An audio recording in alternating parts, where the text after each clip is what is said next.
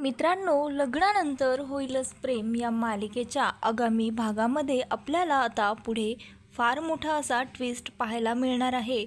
या मालिकेमध्ये आता ही मालिका नवीन वळणावर येऊन थांबलेली आहे। आता आपल्याला पाहायला मिळणार आहे मालिकेमध्ये नंदिनीला आणि तिच्या बहिणीला, त्यानंतर पार्थला देखील आता वसू आत्याचा आणि विजयचा खरा चेहरा समोर आलेला असतो।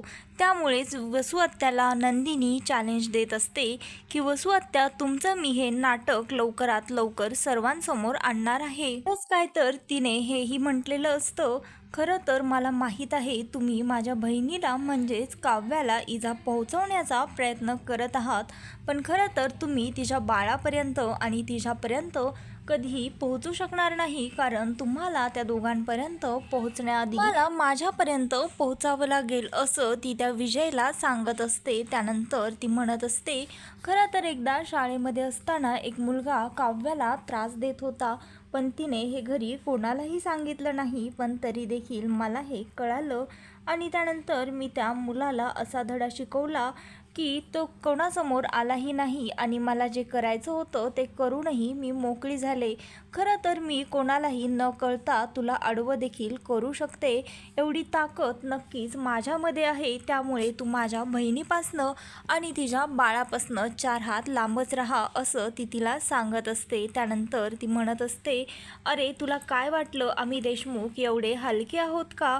खरं तर आमची मुळं फार खोलवर रुजलेली आहेत, एकमेकांची मने आम्ही चांगल्यापणे ओळखतो आणि एवढंच काय तर कोणाला आमच्या फॅमिलीमध्ये मदत लागली तर आम्हाला ती मदत तो समोरचा न बोलताच कळते आणि त्याच्यापर्यंत ती पोहोचते देखील। त्यामुळे इतर कोणीही बाहेरच्या माणसांनी यामध्ये लुडबुड केलेली मला चालणार नाही, असं म्हणून ती नंदिनी त्या विजयच्या तोंडावर तो चेक मारते। त्यानंतर त्याला म्हणते, तुला चांगलंच माहीत असेल मी कोणाबद्दल बोलत आहे। तू मिथुन काकांना आणि आईमध्ये फूट पाडण्याचा प्रयत्न केलास, पण तरी देखील तू हे करू शकला नाहीस, पुअर ट्राय बेटर लक, असं ती त्याला म्हणते आणि त्यानंतर तिथनं निघून जाते। पण इकडे विजयला मात्र आता नंदिनीचा फारच राग आलेला असतो, कारण नंदिनीने मात्र थेट विजयला चॅलेंज केलेलं असतं आणि हे ओपन चॅलेंज त्याने स्वीकारलेलं देखील असतं। तो म्हणत असतो, अगं अशा तुझ्यासारख्या मी कित्येक मुली पाहिल्या आहेत आणि तुझ्यासारख्या मुलींची मी वाट देखील लावलेली आहे, माझ्यासाठी काही हे नवीन नाही आहे, बघूच आता तू तुझ्या बहिणीसाठी काय काय करू शकतेस। मी तुला एवढं पळवेल की तू स्वतःच थकून जाशील आणि माझ्या पुढे लोळत माफी मागशील आणि हा खेळ आता पुरे कर असं मला म्हणशील, असं विजय स्वतःच्या मनाशीच म्हणत असतो। खरं तर माझा खरा दुश्मन हा पार्थ होता, तू नव्हतीसच, पण आता तुला फार हौस आहे माझ्या मध्ये येण्याची, तर बघ आता मी तुझी कशी वाट लावतो, असं तो तिला स्वतःच्या मनाशी सांगत असतो। आणि त्यानंतर इकडे मानिनी मात्र घडलेल्या प्रकाराचाच विचार करत असते आणि गुरुजींनी देखील तिला संकेत दिलेला असतो की पुढे धोक्याची घंटा आहे, जरा जपून राहा, ह्याच गोष्टीचा ती अर्थ लावत असते, विचार करत असते। आणि तेवढ्यातच तिथे नंदिनी येते आणि नंदिनी त्यांना म्हणत असते, आई काय झालं, तुम्ही कसल्या काळजीत आहात? खरं तर तुम्ही काळजी करू नका, सगळं काही अगदी व्यवस्थितच होणार आहे। त्यावर मानिनी म्हणते, खरं तर नंदिनी तू प्रेग्नेंट आहेस, पण तरी देखील तू किती आमची काळजी घेतेस, घरातल्या प्रत्येक माणसाची, आणि घरामध्येही तुझं फार बारकाईने लक्ष असतं, कोणाच्या मनामध्ये काय सुरू आहे हे देखील तुला चांगलंच त्याच्या चेहऱ्यावरनं कळतं। खरं तर आम्ही विसरूनच जातो की तू प्रेग्नेंट आहेस, तू आता आमची काळजी करू नको, तू स्वतःची काळजी घ्यायला हवंस, असं ती म्हणत असते।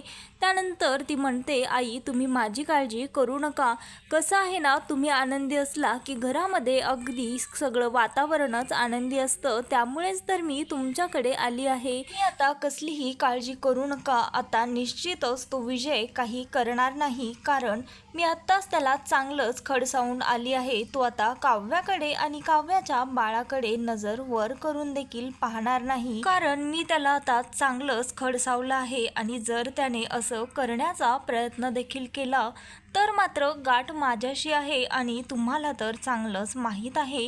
नंदिनी बोलून नाही करून दाखवते असं ती त्या मानिनीला सांगत असते आणि त्यानंतर मानिनी नंदिनीला म्हणत असते, आता उद्या पूजा झाल्यानंतर मी तुला आणि काव्याच्या हातामध्ये चांगला पाईक बांधणार आहे.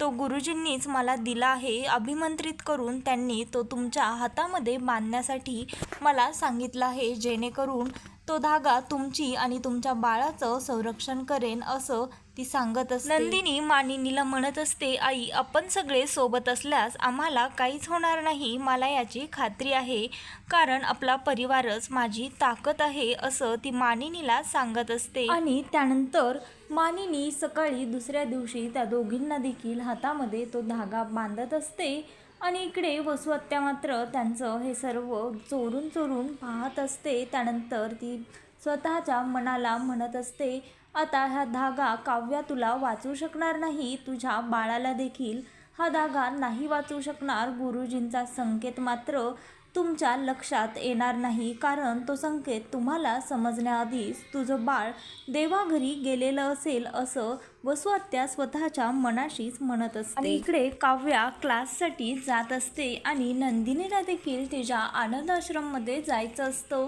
त्यावर त्या दोघीजणीही मानिनीला सांगून आपापल्या कामासाठी घराबाहेर जात असतात. तेवढ्यातच मानिनी त्या दोघांनाही थांबवते आणि त्यांना म्हणत असते, आता आजपासनं तुम्ही दोघींनी कुठेही एकटीने जायचं नाहीये. तिचं हे बोलणं ऐकून काव्या तिला म्हणत असते, आई आता हे तुमचं काय नवीनच. खरं तर मला आज क्लासला जायलाच लागेल, मी घरी नाही थांबू शकत, कारण माझं आज फार इम्पॉर्टंट लेक्चर आहे असं ती सांगत असते. त्यावर मानिनी तिला म्हणत असते, अगं तू असं काय बोलत आहेस, मला माहीतच आहे की तुझ्यासाठी तुझा अभ्यास करणं किती महत्त्वाचं आहे. काळजी करू नका, मी काही तुम्हा दोघींना घरामध्ये डांबून ठेवणार नाही आहे. खरं तर मी फक्त एवढंच सांगत आहे, तुम्ही एकटीने जायचं नाही आहे, म्हणजे आता तुमच्यासोबत कायमच एक ड्रायव्हर दादा असणार आहे आणि ते ड्रायव्हर दादा म्हणजे विक्रमनेच पाठवलेले आहेत. ते विक्रमच्या विश्वासातला माणूस देखील आहे, त्यामुळे आता ते कायम तुमच्यासोबतच राहतील, जेणेकरून तुम्हाला कसलीही इजा पोहोचणार नाही असं मानिनी त्या दोघींना सांगत असते. त्यानंतर नंदिनी तिला म्हणत असते, चल आपण दोघीही सोबतच जाऊयात. त्यावर काव्या म्हणत असते, तू हो पुढे, माझ्या क्लासला आणखी 1 तास लेट उशीर आहे, त्यामुळे तुला देखील माझ्यामुळे लेट होईल, तू हो पुढे, मी त्यानंतर 1 तासांनी जाते असं ती नंदिनीला सांगत असते. नंदिनी ड्रायव्हरसोबत निघून जाते आणि त्यानंतर काव्याच्या क्लासचा टाईम होतो आणि ड्रायव्हरला यायला उशीर असतो, त्यामुळे काव्या एकटीच क्लासला जाण्यासाठी निघते आणि तिच्या पाठोपाठ ती घरातनं बाहेर पडली आहे हे पाहून विजय देखील तिच्या मागोमाग जातो आणि त्यानंतर काव्या रस्त्यावर चालत असताना विजय मागून येतो. विजयची गाडी देखील येते आणि विजय गाडीमध्ये बसलेला असतो आणि तो काव्याला जोरात गाडी धडकावतो आणि काव्या गाडीचा धक्का जोरामध्ये लागल्यामुळे उडून साईडला पडते आणि तिचा असा मोठा ॲक्सिडेंट विजय घडवून आणतो. काव्या रक्तबंबाळ झालेली असते आणि विजय मात्र जोरात फास्ट गाडी चालवून तिथनं निघून जातो, जेणेकरून कोणाच्याही लक्षात येऊ नये की ॲक्सिडेंट हा विजयने केला आहे. रस्त्यावर थोड्याच वेळात फार मोठी गर्दी जमा होते. त्यानंतर जमा झालेले लोक काव्याच्या घरच्यांशी कॉन्टॅक्ट करतात आणि पार्थला ही गोष्ट कळताच पार्थ धावत पळत तिथे येतो आणि त्यानंतर नंदिनी देखील तिथे येते. मानिनीला कळताच मानिनीला काही कळत नाही, काय करावं, मानिनीला चक्कर येते. त्यानंतर विक्रम काका मानिनीला घेऊन ॲक्सिडेंट झालेला असतो त्या स्पॉटला पोहोचतात. त्यानंतर इकडे पार्थ काव्याला त्या अवस्थेमध्ये पाहून स्वतःला आवरू शकत नाही, त्याला कळत नसतं, तो जोराजोरात ओरडत असतो, कोणीतरी ॲम्ब्युलन्सला कॉल करा. आणि त्यानंतर तो काव्याला स्वतःच्या मिठीमध्ये घेतो आणि काव्या म्हणून जोराजोरात ओरडून रडत असतो.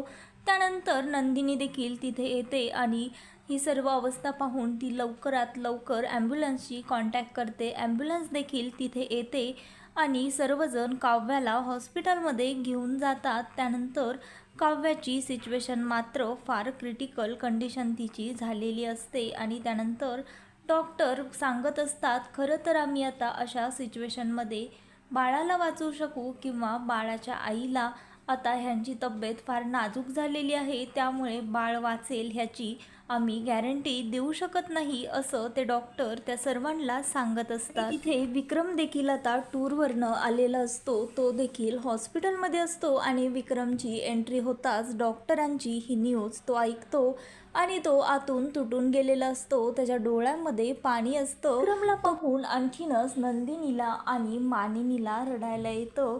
पार्थ तर गैरवरून जातो. तो त्याच्या बाबांना मिठी मारतो आणि म्हणतो, बाबा हे सर्व काय झालं?